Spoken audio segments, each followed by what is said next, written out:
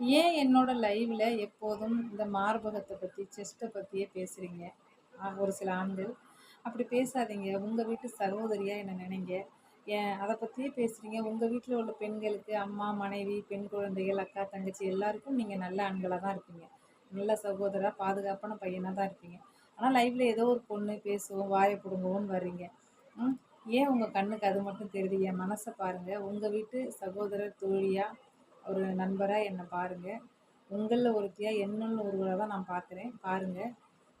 Chest மார்பகம் ஏன் கடவுள் அப்படி படைச்சாருங்கிறத சொல்லிடுறேன். ஒரு குழந்தைக்கு பால் குடுக்கணும் இல்லையா? பொறந்த குழந்தைக்கு நீங்க சாப்பாடோ, பிஸ்கட்டோ குடுக்க முடியாது. தாய்ப்பால் தான் கடைசி வரைக்கும் உயிர் சத்து. அந்த பொறந்த உடனே குடிக்கிறது தான் உயிர் சத்து. அப்ப தாய்மார் பெண்களுக்கு அப்படி மார்பகத்த படைக்கலன்னா, குழந்தைங்களோட நிலைமைய நெனச்சு பாருங்க. அத ஏன் ஒரு கவர்ச்சி பொருளா, ஒரு காமத்தோட பார்க்குறீங்க?